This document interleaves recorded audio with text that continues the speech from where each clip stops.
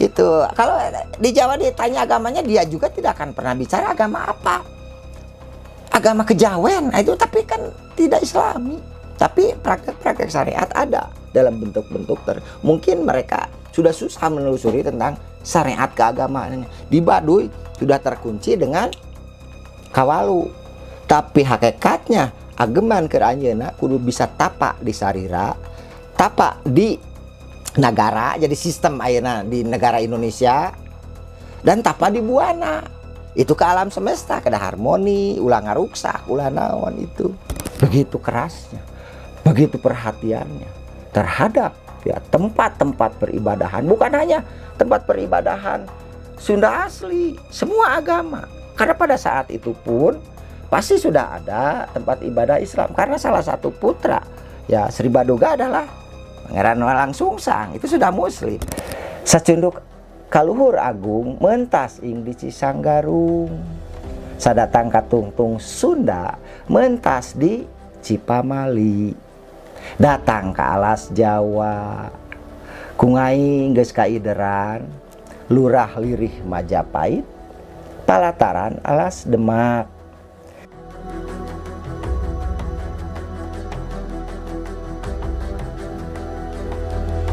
Itu kira-kira redaksi teks.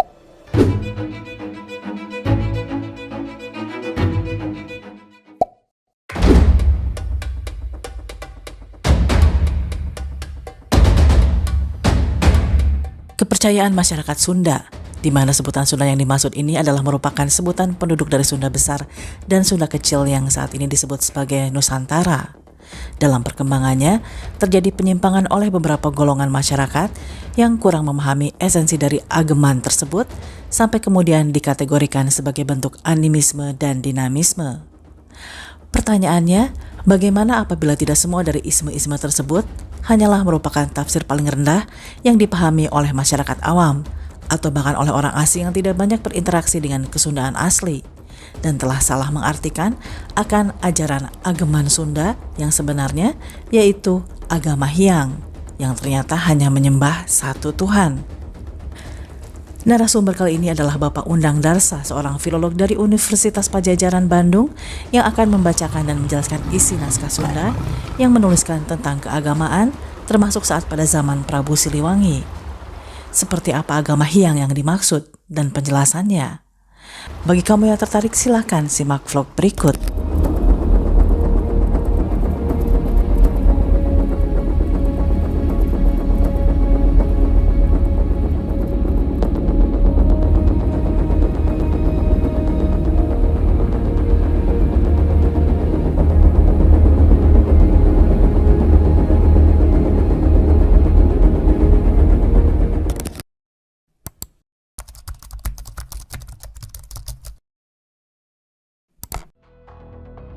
Begini, kalau berbicara tentang ini kaitannya dengan religi Sunda kan, sistem religi Sunda atau keagamaan orang Sunda, apakah Hindu atau Buddha atau agama Hyang. Ya, dulu kembali lagi ya tentang Nusantara ya, itu ya kedatangan imigran dari luar, terutama dari India itu. Nah, apakah India membawa sistem pemerintahan kerajaan? Apakah sebelum ada kedatangan orang India upamanya, kan itu sejarah berbicara banyak itu, tidak ada pemerintahan? Ada di Sunda yang disebut Kapanghuluan, dikenal Aki Tirem upamanya ya. Siapa Aki Tirem? Ke atasnya itu berkuasa sebagai penghulu itu dalam kronik ya, naskah. Tentu saja belum banyak yang bisa membaca karena saya membaca lontar-lontar itu ya, selama 15 tahun ke atas ya. Aki Tirem itu siapa? Ki Bajul Pakel, itu berkuasa 37 tahun kira-kira lah ya tahun. Kemudian ke atasnya Aki Dungkul. Nah, mereka Kapanghuluan ini ya tersebar ya, keturunannya ke ujung Mendini ya, ke Malaka sekarang, Sumatera, ke Jawa Timur. Bahkan Aki Tirem sendiri itu istrinya orang Jawa Timur kalau menurut geografi sekarang. Kemudian berhenti di situ Kapanghuluan itu karena salah satu putrinya ya, Aki Tirem itu punya putri ya, dalam kronik ya naskah namanya Pohatsi Larasati itu. Kemudian ya ditikah oleh pendatang dari India. Mungkin kalangan elitnya, pengungsinya, apakah Wangsa Chalukya, Maurya atau Wangsa apa? Nah, namanya Dharma Lokapala. Maka sejak saat itulah berdiri yang disebut, sekalipun ini apakah legendaris atau mitos tidak apa-apa, karena jejak-jejak peninggalan arkeologis belum, tapi bias-bias kronik sudah menyebutkan ke sana. Karena saya filologi itu mendalami, tentu saja menafsirkan intelektual naskah-naskah. Jadi Dharma Lokapala pendatang dari negeri Bharata Warsa, tidak disebutkan India atau Hindustan. Ya, negeri itu Bharata Warsa. Maka jangan heran kalau sekarang ada isu India mau berubah lagi namanya negeri Bharata. Memang dulu Bharata Warsa dalam kronik-kronik Nusantara itu ya. Maka ya dia mendirikanlah sistem kerajaan. Ya, dengan permaisurinya ya, Wahla Rasati turunan Akitirem. Namanya kerajaannya itu yang sekarang sering disebut-sebut juga dalam media-media YouTube atau apa, Salaka Nagara. Kira-kira di mana? Orang juga sudah menyebutkan etimologi Salaka Nagara. Nagara Salaka, Salaka itu menunjukkan kalau warna putih mengkilap, kalau logam itu perak. Ibu kotanya di Raja Tapura. Kira-kira di mana? Di daerah sekitar Pandeglang, Cilegon. Maka barangkali ini juga perlu kita tafsirkan. Jangan heran kalau di Cilegon ada industri baja kan itu kira-kira. Nah, sekitar itulah. Wah, itu bohong. Ya jelas karena belum ditemukan artefak. Ingat, Krakatau meletus 1882. Itu dahsyatnya luar biasa. Itu sudah bukan informasi yang terbatas.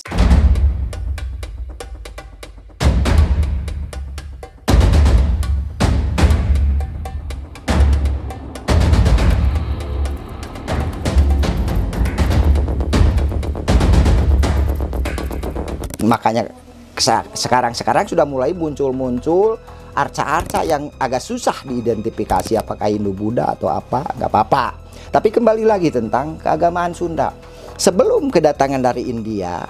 Nah, sebut saja zaman Kapanghuluan ya, masyarakat penduduk sebut saja di wilayah Sunda, apakah Sundanya besar atau khusus misalkan yang ada sekarang di wilayah Pulau Jawa bagian barat, sudah memiliki tradisi keagamaan, yaitu agama Hyang disebutnya. Sudah memiliki tata bahasa, sudah bisa berternak, sudah bisa mengembangkan ekonomi. Makanya kenapa dari utara ini, karena tanahnya subur, tanamannya aneka ragam, itu maka banyak pendatang ke Nusantara. Inilah yang memicu kenapa banyak imigran ke Nusantara. Nah, kembali agama Hyang tadi, ketika si Hindu Buddha ada, nah penulis sudah tahu tentang adanya, tapi ajarannya sebelum sistem kerajaan ada yang membawa nuansa Hindu Buddha di negeri utara, Sunda sudah ada. Di Nusantara itu agama Hyang. Makanya jejaknya di mana? Di Baduy. Kalau di Jawa di Tengger. Itu kalau di Jawa ditanya agamanya, dia juga tidak akan pernah bicara agama apa. Agama kejawen, itu tapi kan tidak Islami. Tapi praktek-praktek syariat ada dalam bentuk-bentuk mungkin mereka sudah susah menelusuri tentang syariat keagamaan. Di Baduy sudah terkunci dengan Kawalu. Tapi hakikatnya ageman keur anjeunna kudu bisa tapak di sarira, tapak di negara, jadi sistem ayeuna di negara Indonesia, dan tapak di buana. Itu ke alam semesta, kada harmoni, ulah ngaruksak, ulah naon itu.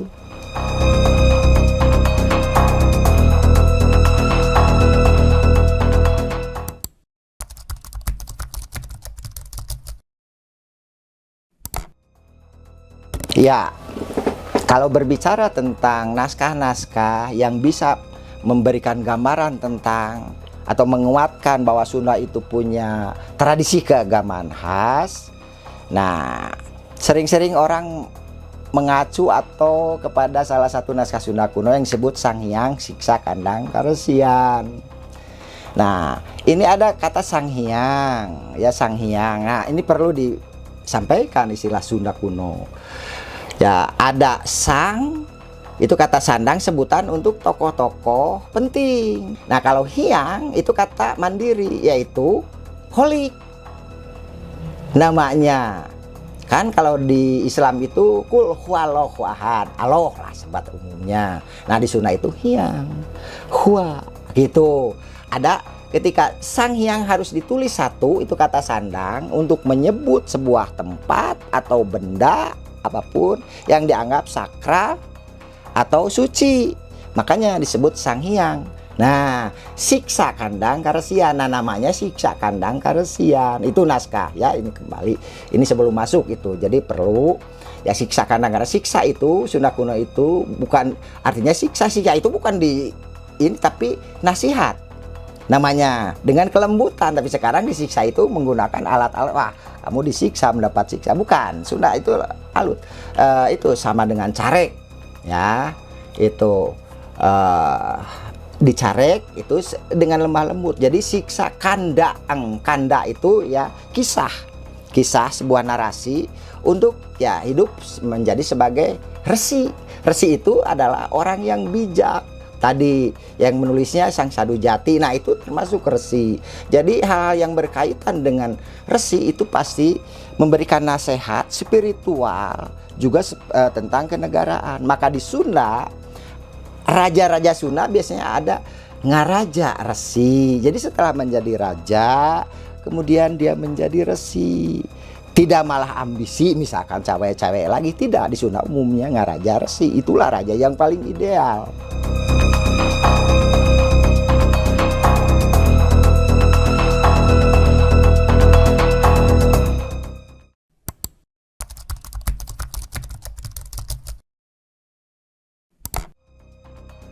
Membahas dulu tentang naskah ya, karena saya tahu dari sisi kodikologi. Ya, kalau 1518 berarti itu ada dalam bentang masa pemerintahan Prabu Jayadewata, atau dalam prasasti batu tulis disebut Sri Baduga Maharaja Ratu Haji. Kapan? Ya, yang memerintah 1482 sampai 1512 itu. Jadi masa-masa Prabu Jayadewata itulah, masa Sri Baduga itulah, reproduksi naskah-naskah lontar Sunda kuno sangat tren, cetak ulang, Sewaka Dharma, semua hampir abad-abad itu, abad 15 itulah ya. Maka kebanyakan orang Sunda menyebutnya Prabu Siliwangi karena memang jasanya itu di samping hal-hal lain yang membuat dan paling dekat kepada memori orang Sunda. Padahal Siliwangi juga dilekatkan kepada raja-raja Sunda, bukan hanya kepada, tapi ya simpan dulu tentang hal itu. Kembali tentang ajaran Sunda. Kalau misalnya disebut Sunda, tadi kan agama hyang. Petunjuk tentang itu ada dalam naskah Sunda kuno. Ya, Sang Hyang Hayu. Kenapa disebut Sang Hyang? Sang Hyang itu kata sandang untuk kata hayu. Hayu itu keindahan, kebijakan. Maka disebut naskahnya itu Sang Hyang Hayu. Ya, apa isinya? Bahkan awalnya begini. Deh Sang Hyang Hayu, ikang ajarak namami, ringwang kadi kita, kunang humedap sarasani keng ugus mami. Nah, jadi di situ inilah ya kitab atau ajaran tentang kebajikan, tentang tuntunan ya, dharma.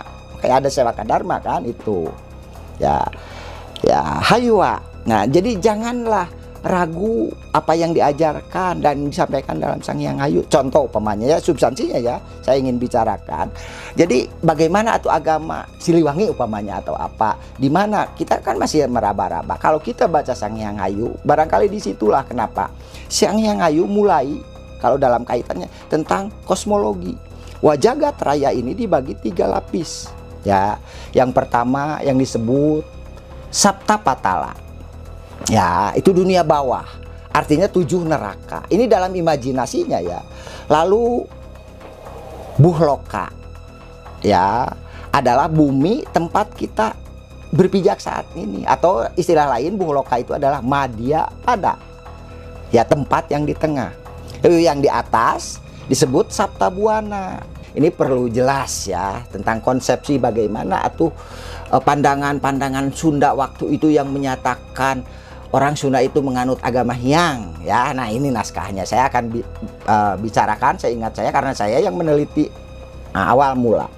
Sabta Patala itu susunannya tadi kan seperti kerucut ya. Di sebutannya pertama ada Patala, Nitala, Sutala, Talantala, Talaningtala, Mahatala, dan Atyanta Artapatala. Itu neraka paling bawah, neraka jahanam kalau dalam Islam ya. Kemudian Sabta Buana atau Buana Pitu, 7 susunan sorga, terdiri atas Buah Loka yang pertama, Suah Loka, Janah Loka, Tapwa Loka, Satya Loka, Mahaloka, Atyanta Artaloka. Nah, surga tertinggi Janatun Naim kan itu di Sunda disebutnya ya bumi kancana itu. Nah, selanjutnya ya dalam kosmologi Sunda, setelah Sabta Buana ya di atas itu masih ada 7 susun ke atas ya, yang ya bersuasana sunyi hampa. Nah, ini dalam ini kosmologi yaitu pertama Sunya, yang kedua Atisunya, ketiga Paramasunya, keempat Atyanta Sunya, kelima Nirmala Sunya ya, selanjutnya keenam Suksma Sunya, dan ketujuh Acintya Sukma, Acintya Sunya. Nah, di atasnya lagi masih ada. Nah, ini ya 7 tingkatan yang bisa diartikan sebagai tadi kan sunyi hampa, sekarang kesirnaan yang lenyap.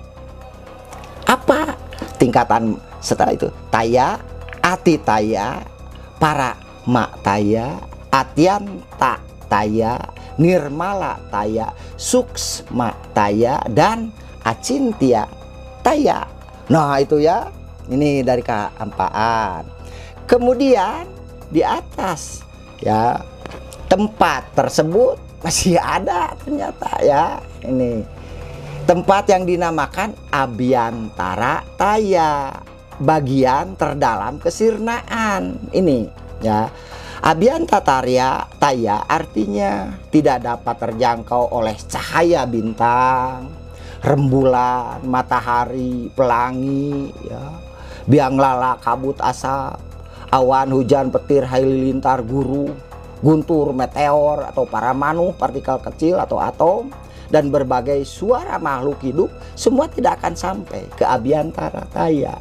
Nah, di sini apakah ini tempat Hyang? Belum tentu, karena Hyang yang menciptakan. Jadi di atas itu Hyang masih ini. Nah, selanjutnya ya setelah Abhyantara Taya, nih konsep Sunda, keagamaan Sunda, ada yang disebut Panca Tan Mantra. Tentu istilah-istilah ini dikenal juga dalam kondisi keagamaan Buddhis atau Hindu. Tapi di Sunda ini saya akan bicara tentang berdasarkan 5 unsur halus yang terdiri atas budi, ya, kebijakan, guna, kepandaian, pradana, kesalehan.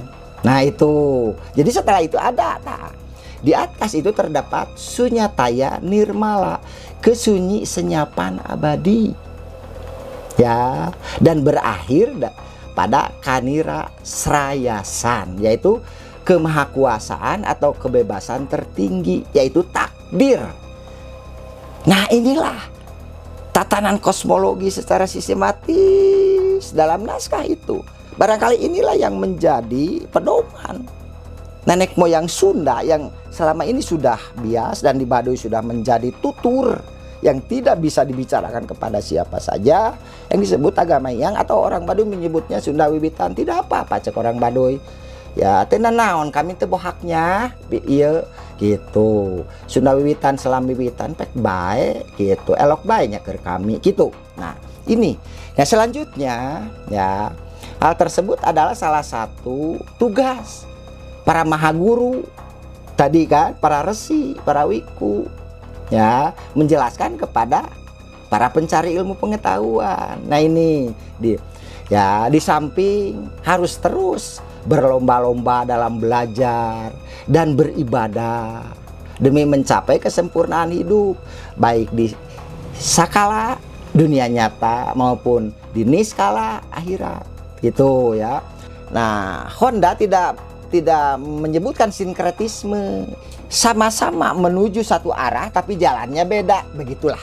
Wisnu, Siwa di Hindu Buddha terutama kan, Airatma Sambawa Amitabha, naon sebenarnya di Pancakusika. Mereka hanya mengabadikan istilah-istilah itu dari Sunda. Ini gitu nya inti nama. Jadi upami kitu kumaha kemana udah Sunda mah kieu. Jadi mengenal Brahma, Wisnu, Iswara, Budi gunakan tadi Prabu, Rama, Resi. Nah itu. Jadi dikenal tentang istilah itu sudah ada sejak dulu istilah Nusantara Kadek. Istilah Nusantara kemudian oleh orang Hindustan ya itu dipakai, maka disebut ya praktek-praktek keagamaan orang Hindustan diambil dari nama itu disebut agama Hindu. Itu padahal ajarannya seperti Nusantara ini. Dan saya tidak menyinggung-nyinggung apa yang disebut diajarkan dalam Hindu atau Buddha, tapi pure di sini. Laras kan? Gitu. Nah, ada pun kayak ini ti Hindu, ini ti Buddha, terserah. Tapi tentang Hindu Buddha penulis ini sudah tahu. Berarti si penulis ini sudah tahu bahwa Hindu Buddha itu muda.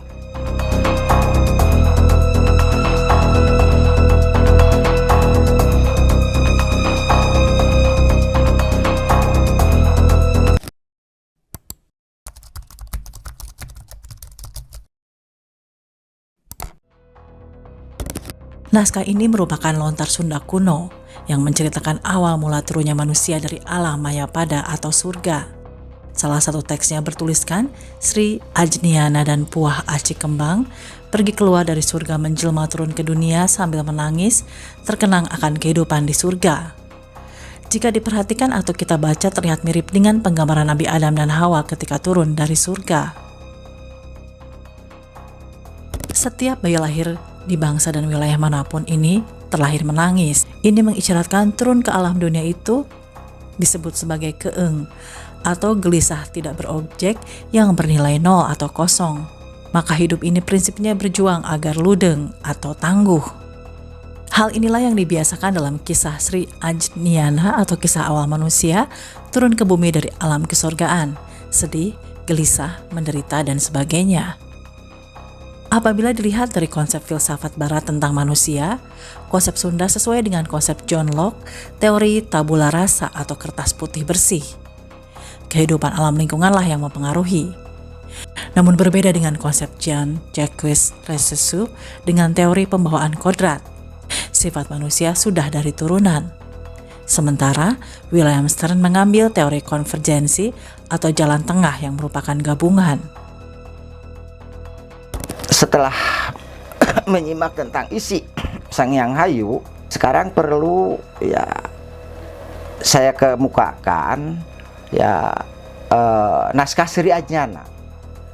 Naskah Sri Ajnana ini merupakan naskah lontar Sunda kuno yang berisi ya, tentang riwayat awal mulanya manusia turun dari alam kesorgaan ke Madyapada. Begini redaksi awal teks naskah Sri Ajnana ya.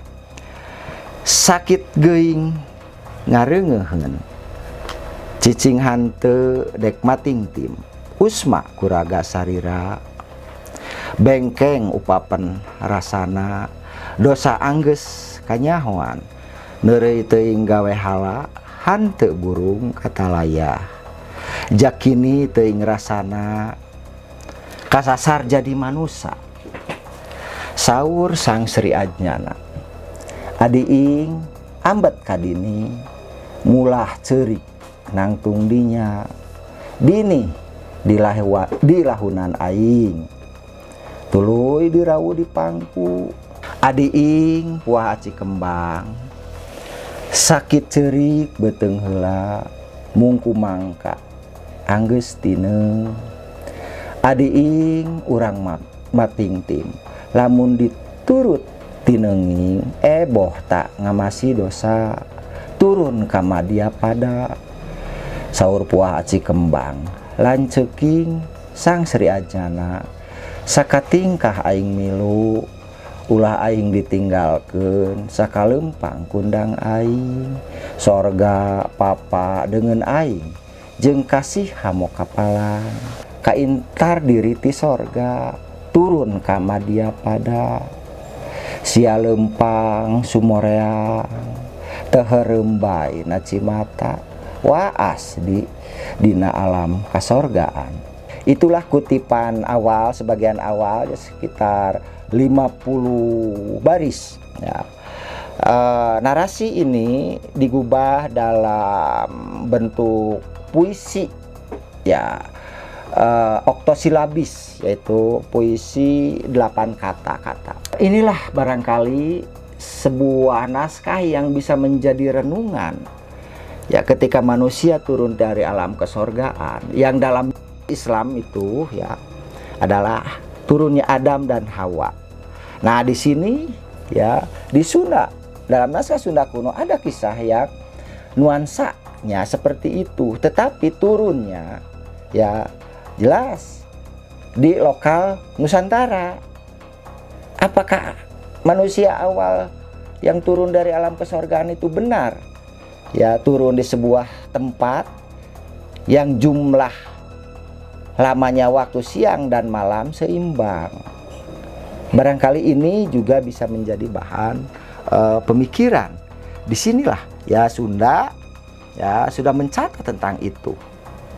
Persoalannya saya tidak tahu sampai sejauh mana apakah para penulis Sunda menyadur kisah-kisah itu dari misalkan agama Islam, atau memang sejak dulu kisah ini ya sudah hadir di Nusantara, khususnya di Sunda ya, bahwa Sunda ya sudah punya agama yang disebut Sunda Wiwitan, barangkali itu ya. Nah, itu sebagai bukti pendukung terhadap ajaran-ajaran yang tertuang dalam naskah Sang Hyang Hayu. Nah, berikutnya perlu pula ya kedua naskah tersebut juga didampingi atau bandingkan dengan teks naskah Sewaka Dharma.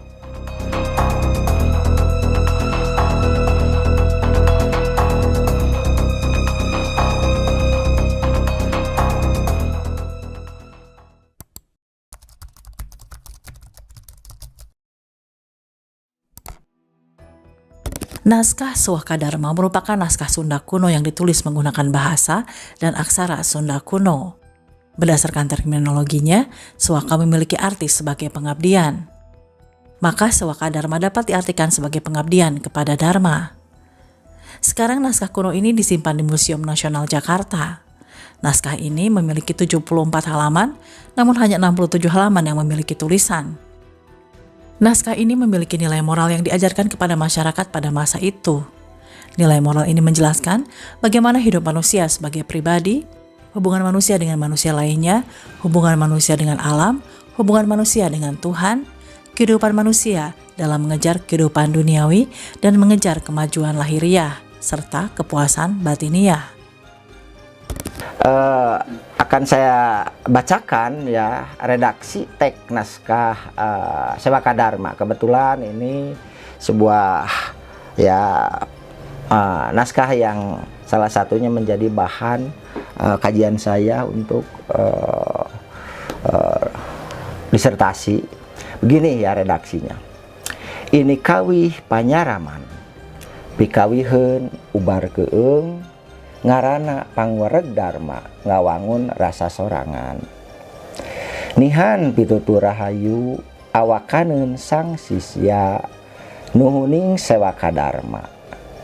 Utun anaking sumanger kita sang Sewaka Dharma mulah moyatna-yatna reunge sabda sang pandita ingetkeun hayu walali tahar ngeunah rasa ngarana ngapakeun tali urang nadahkeun talinga ingetkeun nada sasila iseuskeun na pancasaksi ian ningkahkeun raga mamolahkeun sarira ngalekaskeun suku tangan, suku milang awak urang, lamuna salah lengkah eta matak urang papa. Samilang pangeusiraga nu dipi awak sarira eta nu malulut ngalulut, eta nu ngindit ngarampig, nu maanan kana kawah. Itulah sekitar 45 larik ya dari redaksi teks Sewaka Dharma.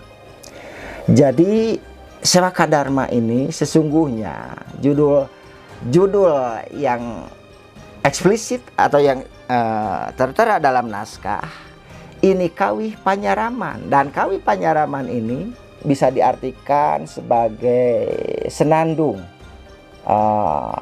tausiah, senandung nasihat, karena panyaraman dari kata caram. Caram bahasa Sunda bukan carek atau larang, tapi artinya sama dengan nasihat.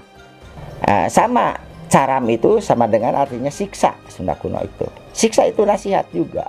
Naskah tentang Sewaka Dharma yang menguatkan ya tentang tradisi ajaran keagamaan Sunda, terutama Sewaka Dharma itu berisi tentang kehidupan setelah kematian. Intinya, jadi manusia itu terdiri atas jiwa dan raga. Jiwa, raga terdiri atas 5 unsur, terutama ya tanah. Jadi selain tanah itu ya secara tersusun ya itu mulai 5 unsur nanti yaitu. Kemudian jiwa, dan jiwa itulah yang lepas. Tetapi jiwa itu ya tertempeli ya 3 hal penting: bayu, sabda, hadap. Nah, ketika manusia mati, jiwa itu harus bersih, terlepas dari bayu, sabda, hadap, maka kembali akan menjadi atma. Atma itulah yang disebut roh murni ya sejati. Itulah yang akan terus ya melenggang menelusuri ke alam kesorgaan. Nilai moral yang terdapat di dalam naskah Sewaka Dharma ini dijadikan sebagai pandangan hidup masyarakat Sunda, yang dimana masyarakat Sunda ini harus religius, jujur, sederhana, berani, kreatif, sopan dan santun, bijaksana, serta cinta terhadap tanah air.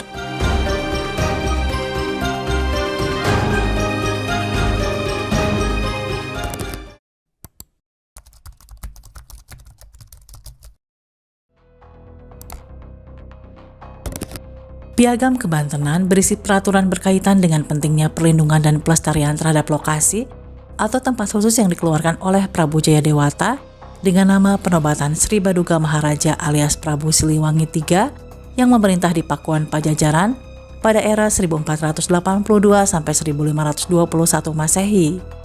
Prasasti ini ditemukan di Desa Kebantenan di Bekasi di bagian selatan pada tahun 1867. Saat ini prasasti Kebantenan 1, 2, 3, 4, dan 5 disimpan di Museum Nasional Indonesia di Jakarta. Piagam Kebantenan itu adalah lempengan logam berbahan tembaga, dan ini yang merupakan karya besar seorang Raja Sunda yang terkenal, yaitu Prabu Jayadewata, yang mendapat abiseka nama atau gelar kehormatan ya tertulis dalam prasasti batu tulis, yaitu Sri Baduga Maharaja Ratu Haji di Pakuan, atau yang di kalangan masyarakat disebut sebagai Prabu Siliwangi ketiga. Saya menyebutnya ketiga ya. Prasasti lempengan 42 itu isinya tentang dayuhan Jayagiri dan dayuhan Sunda Sembawa. Gini, Om Awignam Astu. Nah, ini kata-kata doksologi ya, semoga tidak ada aral melintang. Kalau di Islam itu ya ta'udz ya, a'udzubillahi minasyaitonirrajim, bismillahirrahmanirrahim, begitulah kira-kira. Om Awignam Astu nihan sakakala rahyang wastu kancana pun turun karahyang ningrat kancana, maka nguni ka susuhunan di Pakuan Pajajaran pun Mulah mau nyape dayeuhan di Jayagiri jeung dayeuhan di Sunda Sambawa. Aya mah nu ngabayuan inya, ulah dek ngaheureuyan inya ku na dasa calagara, kapas timbang, pare dongdang pun mangka dituding ka para muhara. Mulah dek mentaan inya bea pun ini nyambung ke empat. Kena inya nu purah dibuhaya, mibuhaya ke na kacarita pun nu pageuhan na dewasa sana pun. Nah, jadi inilah himbauan atau ultimatum yang berkaitan dengan pentingnya perlindungan dan pelestarian terhadap lokasi atau tempat khusus ya di Sunda. Beberapa lokasi atau daerah khusus yang benar-benar harus dijaga atau dilestarikan eksistensinya antara lain ialah Sunda Sembawa, Jayagiri, dan Gunung Samaya. Sunda Sembawa adalah wilayah Sundapura. Dahulu telah ada nama daerah Sunda, tetapi menjadi bawahan Kerajaan Taruma. Pada masa lalu diberi nama Sundapura atau Kota Sunda. Dalam Piagam Tembaga dari Kebantenan pada abad ke-15 Masehi, daerah Sunda dimaksud adalah Sunda Sambawa atau artinya Sunda asal atau Sunda wiwitan. Ini merupakan tempat lahirnya Sang Tarusbawa. Di dalam lempengan E42A, Dayeuhan di Jayagiri apabila sekarang kita masih mengenal Jayagiri di daerah Lembang. Apakah mungkin Jayagiri yang dimaksudkan sebagai kabuyutan oleh Sri Baduga Maharaja? Berdasarkan catatan Piagam Kebantenan ini, wilayah Jayagiri memiliki fungsi sebagai dayeuhan atau pemukiman. Gunung Samaya adalah wilayah yang dilindungi oleh Prabu Siliwangi yang dinyatakan sebagai lurah Kawikuan atau daerah yang tidak boleh diganggu-gugat dan ditarik pajak. Dan bagi yang mengganggu daerah tersebut diperintahkan untuk dibunuh.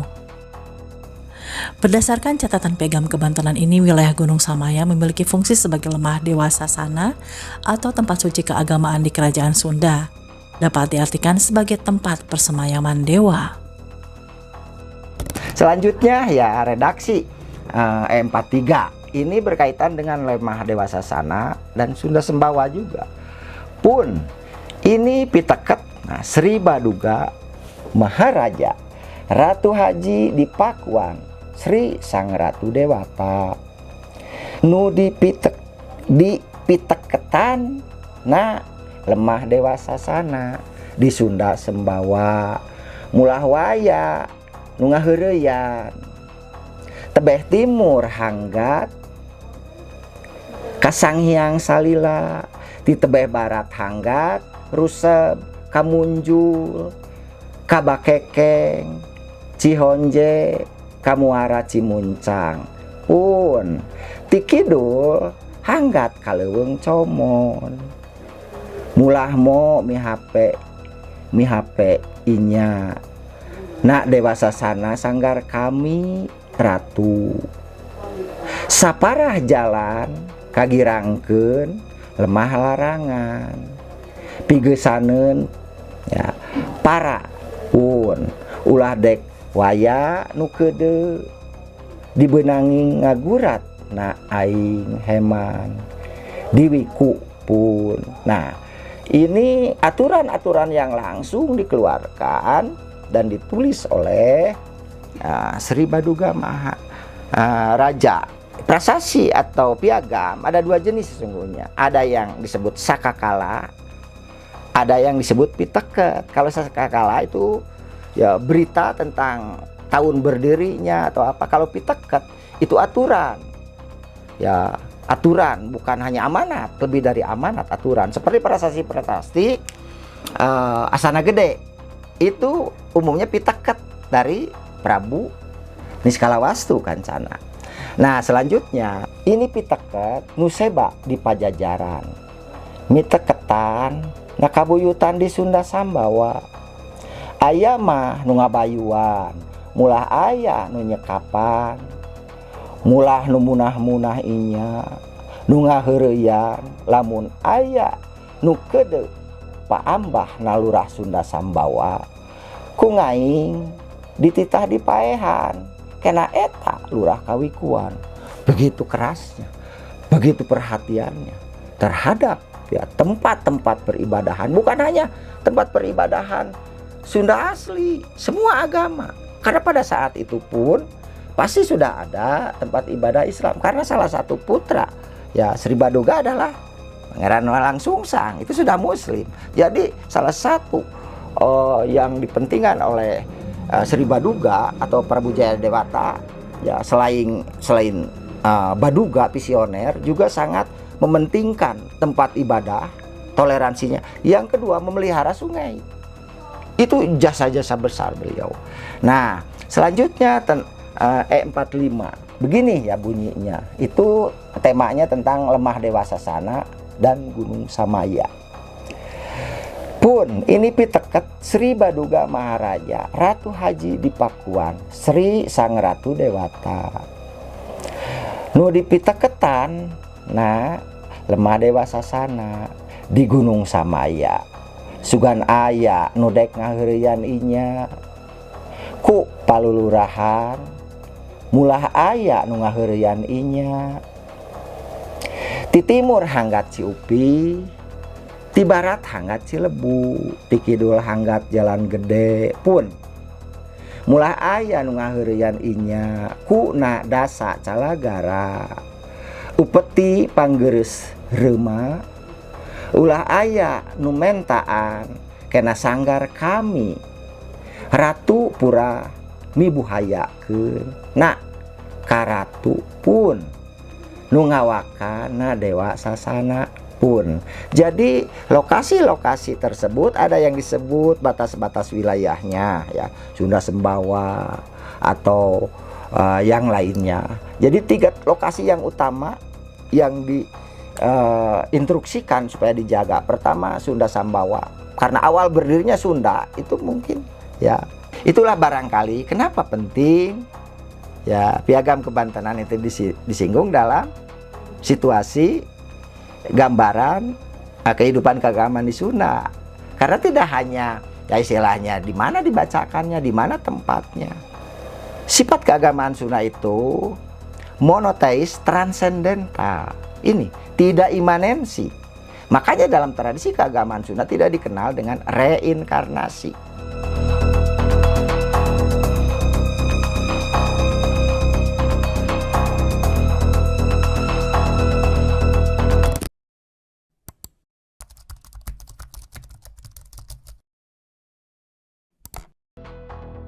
Diperkirakan naskah ini dibuat di akhir abad ke-15 dalam bahasa Sunda kuno. Sedangkan Bujangga Manik sendiri diduga seorang tohaan atau pangeran dari kerajaan Sunda Pajajaran. Perjalanan pertama dari Pakuan hingga Brebes di Jawa Tengah sekarang ada 125 baris.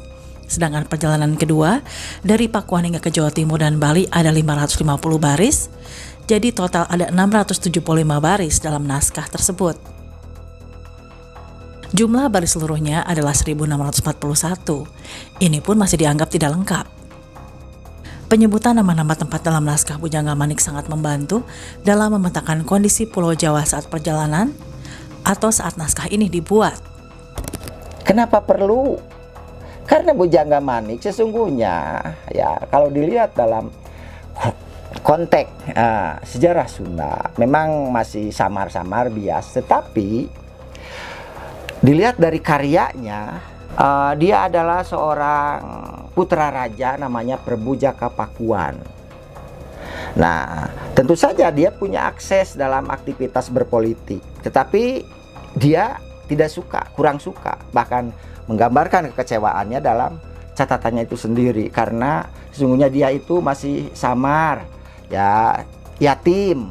Jadi kalaupun dia masuk dalam itu, makanya dia lebih memutuskan ya dirinya menjadi seorang resi, seorang ahli agama, seorang ahli ilmu pengetahuan. Maka dia mengadakan perjalanan, dia keliling Pulau Jawa bahkan sampai nyebrang ke Bali. Karena saya terus terang terlibat langsung dalam proses edisi, termasuk juga mengoreksi transi-transi kekeliruan transliterasi dari almarhum Nur Dayan ketika saya di negeri Belanda itu tahun 2000 di International Institute for Asian Study. Naskah Bujangga Manik berdasarkan catatan yang ada disebutkan diperoleh melalui seorang saudagar dari Newport bernama Andrew James, lalu diserahkan kepada perpustakaan Bodleian di Oxford, Inggris, yang diperkirakan berlangsung pada 1627 atau 1629. Penelitian terhadap naskah Bujangga Manik juga dilakukan oleh A. Theo, dibantu oleh Undang Ahmad Darsa, yang hasilnya kemudian dimuat dalam buku Three Old Sundanese Poems, 3 puisi Sunda kuno, karya J. Norduin, Postumus, dan A. Theo, KITLV Press Leiden pada tahun 2006.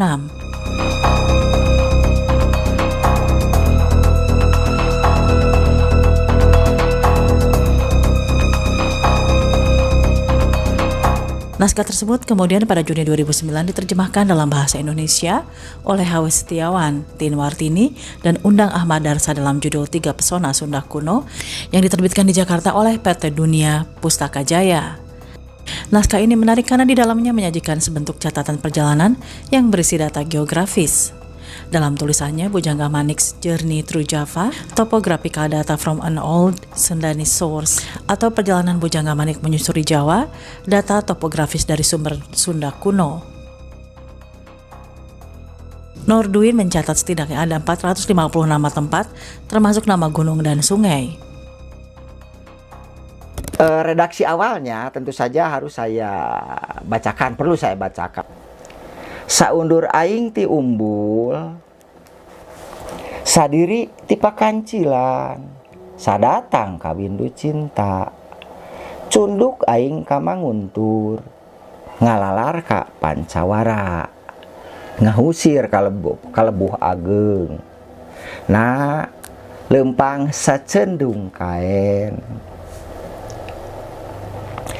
Seok na janma nu carek tohaan nu deka mana sinarieun teuing teka lempang sosorangan, ditanya hanteu dek nyaur, nepi ka pakeun caringin kungaing teka kaliwat, ngalalar kanang ka anak datang ka tajur mandiri, sacenduk ka suka beres datang katajur nyang halang, nyang landeh aing diengkih, mentas ing di Cihaliwung, sananjak aing ka Bangkis, kung aing geus kalempangan, nepi ka Talaga Hening, ngusir aing ka Pesing, na lempang megat morentang,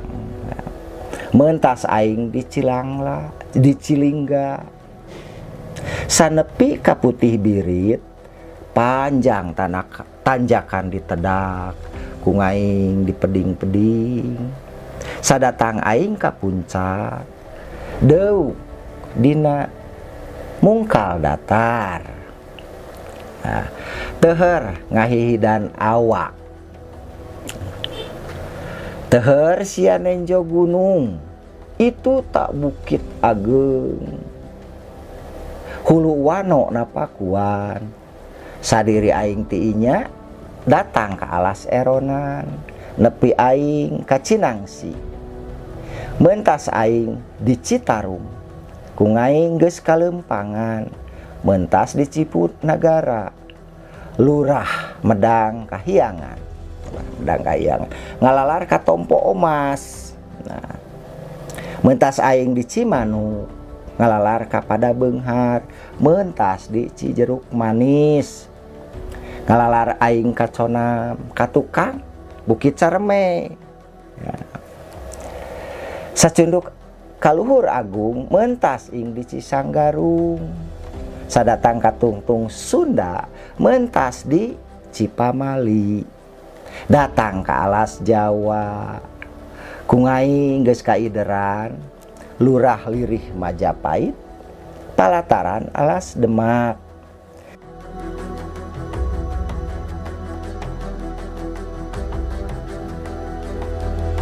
Itu kira-kira redaksi teks kisah perjalanan Bujangga Manik. Nah, ini yang menjadi pertanyaan, kapan sih? Nah, itu Bujangga Manik menulis tentang kisah perjalanannya. Nah, berdasarkan data atau fakta tulisannya, Bujangga Manik sudah menyebut dalam redaksinya Lurah Lirih Majapahit, Palataran, Alas Demak. Jadi Bujangga Manik ketika mentas itu menyeberang dari Sungai Cipamali, jadi daerah Brebes, dia menyatakan ini Lurah Lirih Majapahit. Jadi wilayah Majapahit, tetapi juga Alas Demak. Jadi Demak sudah berdiri pada saat itu. Nah, ketika itulah kira-kira Bujangga Manik menulis. Nah, kalau Sri Baduga Maharaja, beliau ya menjadi Maharaja Sunda kan sejak 1482. Jadi lebih dulu Bujangga Manik sampai 1521. Ya, Sri Baduga. Jadi lebih dulu. Mungkin pada saat itu Bujangga Manik juga sudah mengalami kegelisahan kenapa karena geopolitik di Nusantara dan sebagainya, pengaruh-pengaruh Timur Tengah sudah mulai dan dia gelisah, makanya ingin mengadakan Pilgrim Progress atau pengembaraan, ya, mencatat, mendata, ya, tadi kabuyutan seperti yang disebutkan dalam Prasasti Kebantenan.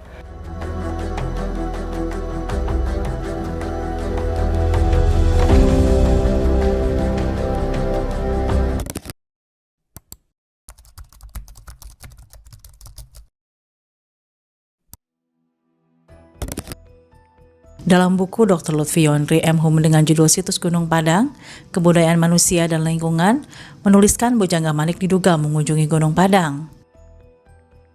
Bujangga Manik menyebutkan tempat pertapaan di Hulu Cisokan yang dibuat berteras dan berundak-undak, seperti yang tertulis pada baris ke-1389 sampai 1424, sebagai berikut. Sesampainya ke Mulah Mada, jalan melewati Tapak Ratu tiba di perbukitan Patuha, ke Sang Hyang Rancagoda, di Pugar dijadikan pertapaan, di pagar keliling sebagai mandala. Di sini aku tinggal tidak lama, setahun rasa sebentaran. Sepergi aku dari sini sampailah ke Gunung Ratu Sang Hyang, Karang Carengkang.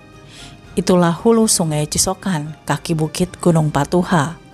Pertengahan jalan Lingga Payung, bisa mengawasi ke arah Kreti Haji. Berharap jadi kenyataan, menemukan lemah Kabuyutan, sebuah tempat Ngalingga Manik, lalu aku mulai memayungi. Mengembang bagai Ngalingga Paying, menghadap ke Bahu Mitra. Olehku dijadikan sebagai pemukiman baru, ditaburi batu berundak, ditaburi batu sekelilingnya, dari bawah dengan batu pipih menjulang ke atas, dengan batu tegak, di bagian atas dengan batu marmer ditaburi permata indah.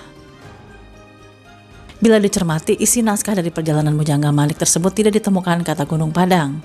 Di dalam naskah tersebut hanya menyebutkan tentang tempat pertapaan yang dibuat berteras dan berundak yang terletak di kawasan Hulu Cisokan. Mungkin karena selama ini belum teridentifikasi dengan baik tentang tempat yang dijadikan sebagai pertapaan oleh Bujangga Manik yang disebutkan berteras dan berundak-undak tersebut. Maka situs Gunung Padang yang berteras-teras dan berundak-undak yang terletak di Cianjur tersebut kemudian diasosiasikan dengan tempat pertapaan yang disebutkan oleh Bujangga Manik tersebut.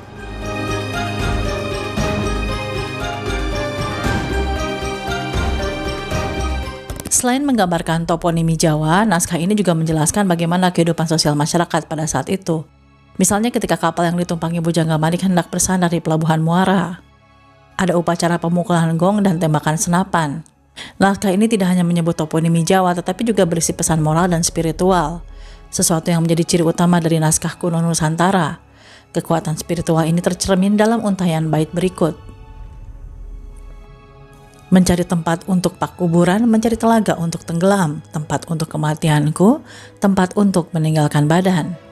Bait ini menunjukkan bahwa perjalanan Bujangga Manik bukan semata-mata untuk membuat catatan toponimi beberapa tempat yang dikunjungi, tetapi menjadi bagian dari laku spiritual seorang resi.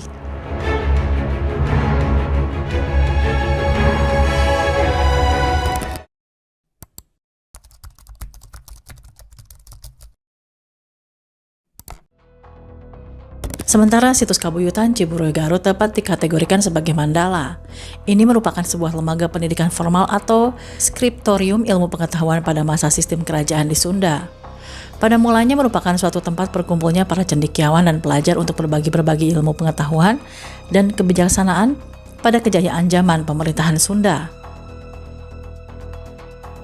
Sekitar abad 14-16, Kabuyutan adalah suatu tempat atau kawasan yang dianggap suci dan biasanya terletak di lokasi yang lebih tinggi dari daerah sekitarnya. Biasanya di bekas daerah Kabuyutan juga ditemukan situs-situs megalitik.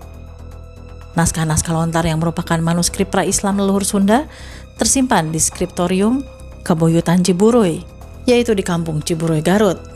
Kabuyutan Ciburuy ini merupakan satu dari 73 mandala atau lembaga pendidikan formal zaman kerajaan Sunda yang masih eksis sampai hari ini. Terakhir ya, berbicara tentang tradisi keagamaan Sunda kuno, ya di samping bersumber pada tradisi tulis naskah-naskah yang seperti tadi telah saya tunjukkan, telah saya sebutkan ya, dan redaksi-redaksinya termasuk salah satu Piagam Kebantenan juga ya harus sekalian diutuhkan, karena naskah itu prinsipnya tidak akan tiba-tiba muncul, pasti ada yang menulis. Nah, disinilah di mana tempat menulis naskah lontar atau belajar aksara. Nah, dalam tradisi Sunda ya ada zaman sistem kerajaan ya istilah mandala. Salah satu arti mandala adalah sebuah skriptorium atau lembaga pendidikan formal dalam sistem kerajaan. Itu mandala salah satu artinya ya. Dan Kabuyutan Ciburuy itu yang sifatnya generik, statusnya adalah mandala. Mandala di Sunda yang tinggal satu-satunya sekarang. Menurut catatan kronik naskah di wilayah Sunda dari ujung kulon sampai ke Gunung Kumbang, Brebes, tercatat 73 mandala. Jadi bagaimana ini, saya heran. Saya sampai itu ya karena melacak di mana pabrik orang pintar, ternyata mandala. Apa saja kalau saya sebutkan diantaranya ya, mandalanya nih ya. Mandala Gunung Kidul, Mandala Hujung Kulon, Mandala Purwalingga, Mandala Agrabinta, Mandala Purwanagara, Mandala Bumi Sagandu, Mandala Sabara, Mandala Nusa Sabai, Mandala Cupunagara, Mandala Paladu, Mandala Kosala, Mandala Raja Legon, Mandala Indraprasta, Mandala Manukrawa, Mandala Malabar, Mandala Sinanjero, Mandala Purwakerta, Mandala Wanagiri, Mandala Raja Desa, Mandala Purwagaluh, Mandala Cangkuang, Mandala Wanagiri, Mandala Raja Desa, Mandala Purwagaluh, Mandala Cangkuang, sudah ya, Mandala Sagara Kidul, Mandala Kubanggiri, Mandala Cupugiri, Mandala Alengka, Mandala Manik Prawata, Mandala Salaka Gading, Mandala Pasir Batang, Mandala Bitunggiri, ya kagok lah, Mandala Tanjung Kalapa, Mandala Sumurwangi, Mandala Kalapa Girang, Mandala Tanjung Camara, Mandala Sindang Pasir, Mandala Rangkas, Mandala Pura Dalem, Mandala Lingga Dewata, Mandala Wanadatar, Mandala Wanajati, Mandala Jati Ageng, Mandala Komandan Abdi Raja, Mandala Sundapura, Mandala Rajatapura, Mandala Kalapa II, Mandala Pasir Muara, Mandala Purwagading, Mandala Muara Jati, Mandala Pasir Sagara, Mandala Raksapura, Mandala Jasinga, Mandala Gunung Cupu, Mandala Raja Purna Wijaya Pradesa, Mandala Sumurwangi, Mandala Teja Kalapa, Mandala Giri Layang, Giri Larang, Mandala Herang, Mandala Kalapa Jajar, Mandala Cibinong, Mandala Sunda Pasir, Mandala Sunda Sambawa. Nah, Sunda Sambawa tadi kan disebut. Mandala Kandang Wesi, Mandala Pasir Luhur, Mandala Wahanten Girang, Mandala Parajati, Mandala Singapura, Mandala Wanakusuma, Mandala Salakadomas, Mandala Cirebon Larang, Mandala Purwa Talaga, Mandala Jayagiri disebut juga tadi, Mandala Sindang Kasih, Mandala Purwa Sagarung, dan Mandala Jatinom. Itu tercatat dalam kronik naskah. Begitulah ya, ini kaitannya ya dalam ilustrasi atau gambaran bagaimana ya, gambaran tentang tradisi keagamaan Sunda kuno ya. Jadi mulai sebut saja kitabnya, buku petunjuknya, kemudian pendukung-pendukung lainnya, termasuk salah satu pabrik orang yang menulis naskah itu sendiri.